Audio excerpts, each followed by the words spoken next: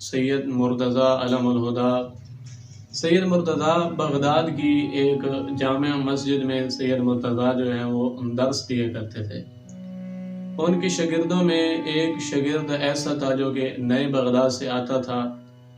اب جیسے ہی وہ سید مرتضیٰ کی خدمت میں درس پڑھنے آتا تو سید مرتضیٰ کا درس جو ہے وہ یا مکمل درس سید مرتضیٰ پڑھا چکے ہوتے یا درس کا اکثر حصہ جو ہے وہ گزر جاتا۔ اسی طرح یہ سلسلہ چلتا رہا۔ وہ شاگرد بڑا پریشان ہوا۔ ایک دن وہ شاگرد قبلہ سید مرتضیٰ علم الہدا کی خدمت میں عرض کرتا ہے کہ قبلہ میں آپ کی خدمت میں درس پڑھنے کی نیت سے حاضر ہوتا ہوں، لیکن قبلہ میرے آنے سے پہلے آپ کا درس جو ہے وہ ختم ہو چکا ہے، تو میں اس سلسلے میں قبلہ بڑا پریشان ہوں۔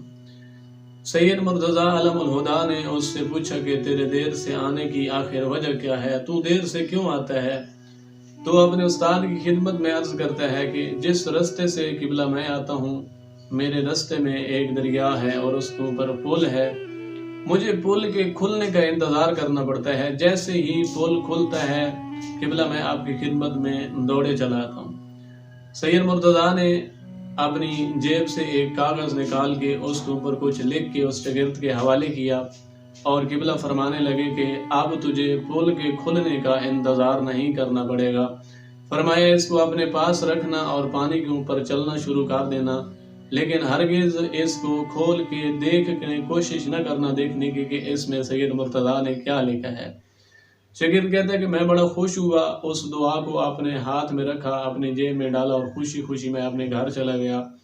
رات گزری، شاگرد کہتا ہے صبح کا ٹائم ہوا، میں دریا کے اوپر پہنچا، وہی سید مرتضیٰ کی لکھی ہوئی دعا میں نے اپنے ہاتھ میں رکھی اور پانی کے اوپر چلنا شروع کر دیا۔ وہ شاگرد کہتا ہے کوئی اتنے اس اثر تھا اس دعا کا، سید مرتضیٰ نے جو مجھے لکھ کے دی، اتنا اثر تھا اس دعا کا کہ میں پانی کے اوپر چلتا رہا حتیٰ کہ میرے قدم جو ہے وہ پانی میں گیلے تک نہ ہوئے۔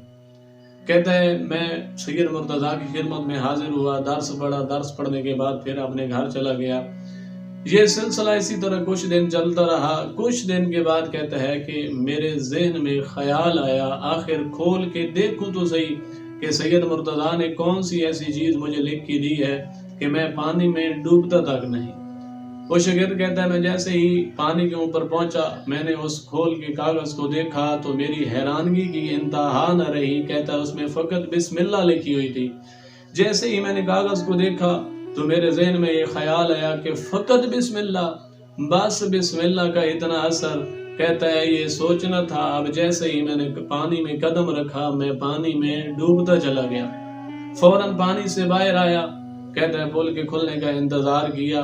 جیسے ہی پل کھلی اپنے استاد کی خدمت میں پھر میں تاخیر سے پہنچا۔ میرا سر جو ہے وہ شرم کی وجہ سے کہتا ہے جھکا ہوا تھا۔ سید مرتضیٰ نے مجھے دیکھ کے فرمایا کہ چونکہ تو نے میرے حکم کی خلاف ورزی کی، اس لیے اب اس دعا کا اثر جو ہے وہ تیرے لیے ختم ہو گیا۔ تو مومنین کرام، سوچنے کا یہ مقام ہے کہ فقط بسم اللہ کا اگر اتنا اثر ہے تو آئیں سوچنے کا یہ مقام ہے۔ اگر ہم پورے قرآن مجید کو پر عمل کرنا شروع کر دیں تو یقین مانیں اسی قرآن مجید کی عظمت کے بدلے میں ہماری ہزاروں پریشانیاں جو ہیں وہ دور ہو